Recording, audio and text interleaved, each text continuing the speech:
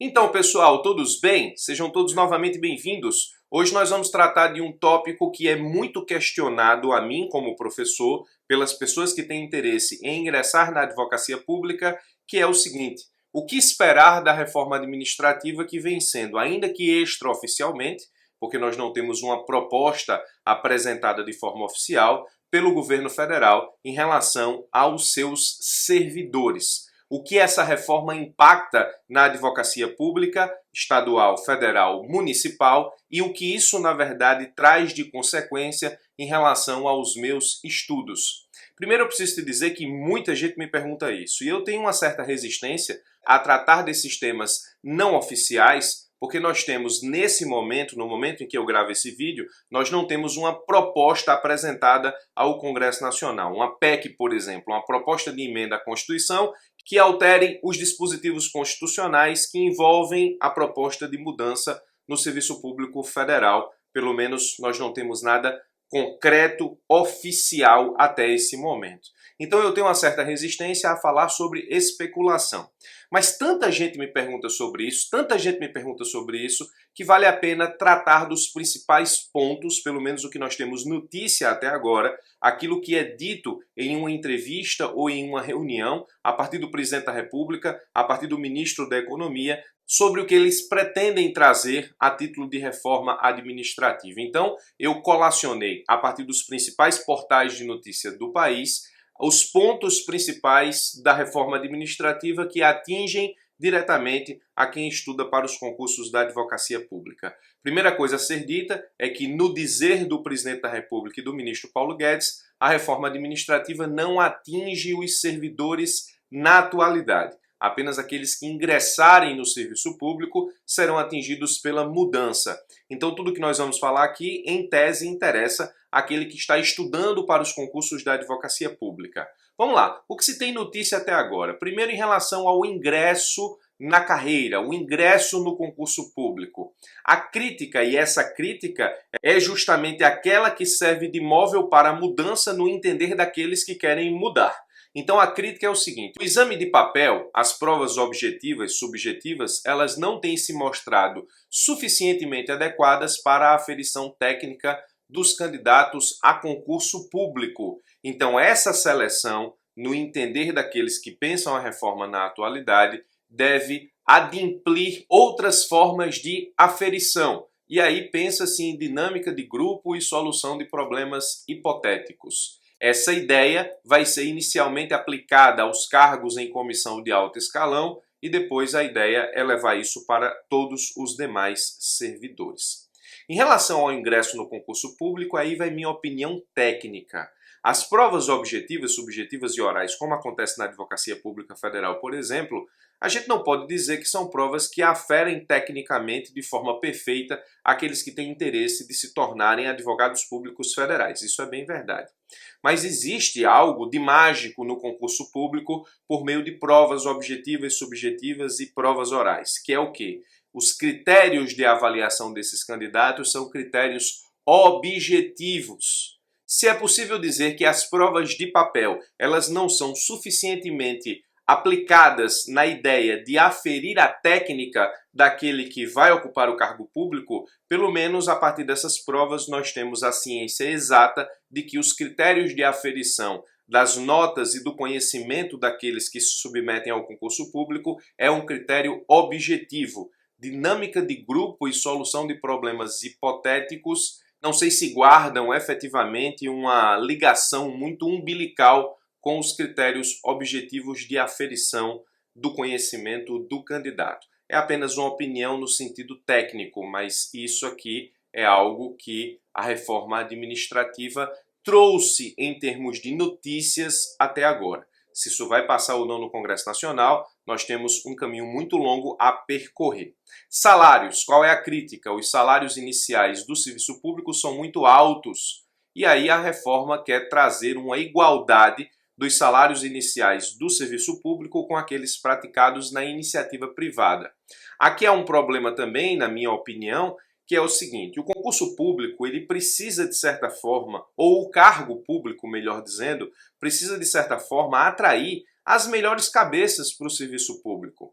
É preciso que você entregue para aqueles que têm o interesse de trabalhar para o Estado, de entregar a sua força laboral para o Estado, é preciso que você entregue para essas pessoas algo pela qual elas possam, nesse caso, se interessar em ocupar cargos públicos e não atuar na iniciativa privada.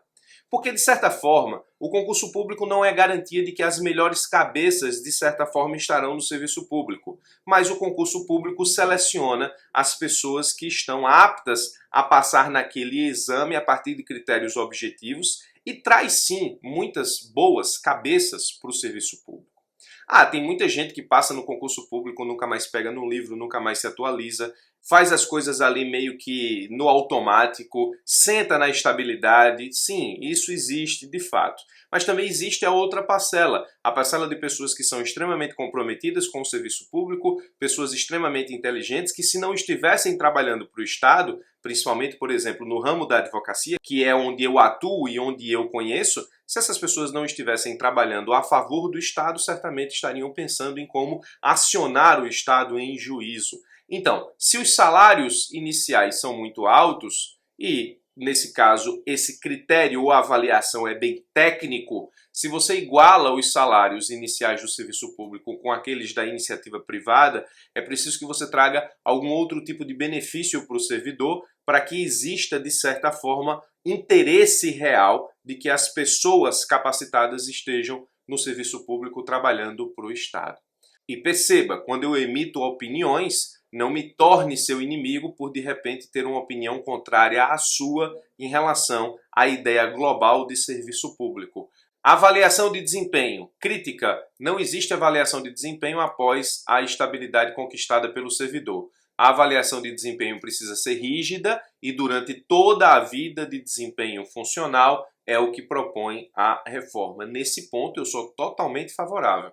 A avaliação de desempenho precisa existir sempre. O servidor precisa demonstrar o que entrega para a administração pública e ele precisa, de certa forma, prestar contas do serviço público que exerce, através de números, enfim, através da avaliação do desempenho das atribuições do seu cargo, da sua atividade funcional. Nesse ponto concordo grandemente. É preciso que a avaliação de desempenho seja melhor gestada no serviço público. Estabilidade, a crítica. Estabilidade está associada à ausência de eficiência no serviço público. Aqui a ideia é de que o servidor, no momento em que ele adquire estabilidade, ele não mais trabalha com a eficiência, ele senta na estabilidade e faz as coisas de qualquer jeito. Conquanto eu não duvide que isso seja uma realidade, eu também não posso acreditar que isso seja a regra geral. Eu imagino que existe uma parcela de servidores que assim se comportam, mas que não são todos. Então o problema nesse caso específico não é necessariamente na estabilidade, mas talvez na forma como a administração fiscaliza exatamente o desempenho desse servidor, e aí nós nos remetemos ao item anterior, que seria a avaliação de desempenho.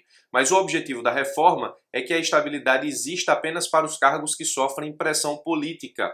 Eu vi, por exemplo, numa reportagem, o ministro Paulo Guedes falar no cargo de auditor fiscal. Nesse caso, nós teríamos um cargo cujas atribuições precisam de estabilidade para que o servidor tenha liberdade no exercício das suas funções, no dizer do ministro. Os demais cargos não teriam estabilidade. Há ainda uma proposta aqui de se criar várias formas de contratação. Cargos com estabilidade, cargos públicos sem estabilidade e uma contratação que não seria necessariamente pública, mas seria uma contratação precária, com tempo de trabalho previamente determinado e posterior desvinculação da função pública. Progressão na carreira, a crítica. Os atuais servidores chegam muito rápido ao patamar máximo de remuneração na carreira. A ideia da reforma é que apenas no final da carreira o servidor chegue ao patamar final de remuneração. Aqui é uma outra questão que precisa ser avaliada em relação àquela ideia de permitir com que as melhores cabeças, nesse caso, se interessem pelo serviço público.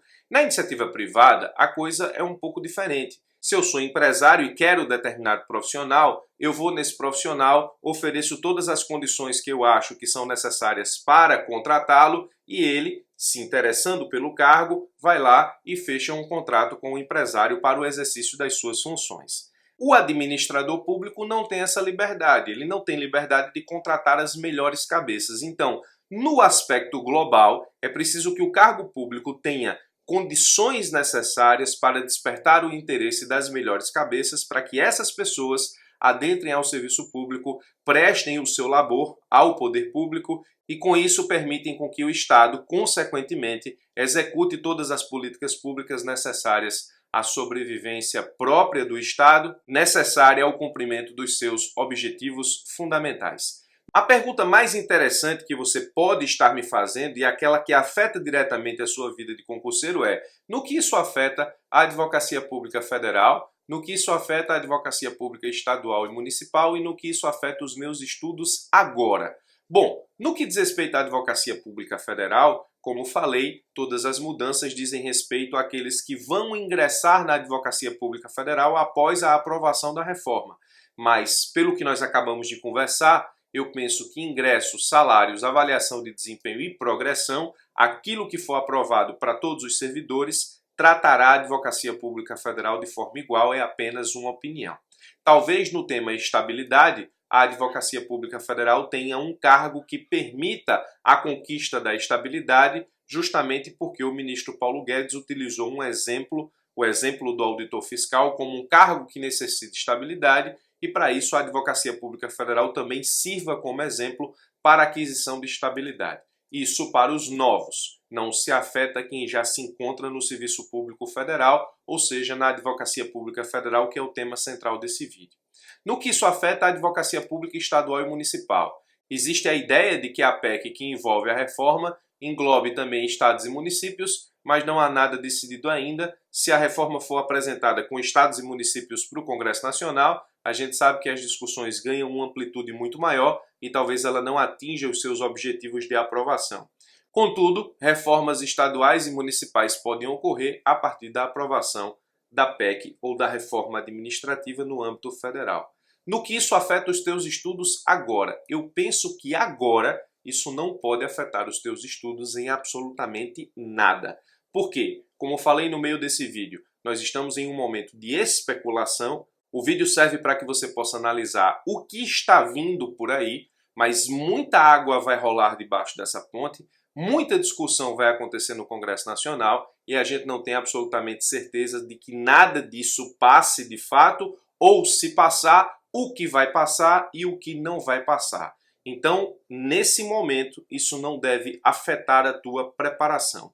De todo modo, eu preciso te dizer que, se essa reforma for aprovada, é preciso que você acelere os seus estudos e, nesse caso, se submeta a concursos de PGM, PGE, o que aparecer por aí, tentando passar nesses concursos o mais rápido possível, nesse caso, antes dessa reforma, se ela for aprovada, da forma como se apresenta nesse momento, pelo menos no aspecto extraoficial que nós temos de notícias até então. Então, esse foi o vídeo sobre o que esperar da reforma administrativa em relação à advocacia pública. Espero ter esclarecido grande parte dos pontos ora apresentados. Fico à sua disposição para dúvidas e questionamentos sobre o que nós acabamos de discutir, mas se você quiser continuar acompanhando as novidades sobre o impacto da reforma administrativa para a advocacia pública, se inscreve no canal, clica no sino que tem aqui embaixo. Todas as vezes que nós tivermos novidades sobre esse assunto, eu gravo um novo vídeo e te deixo atualizado para que você possa entender como isso pode impactar os teus estudos e quais são as estratégias que você precisa montar a partir daí. Forte abraço e até os nossos próximos encontros.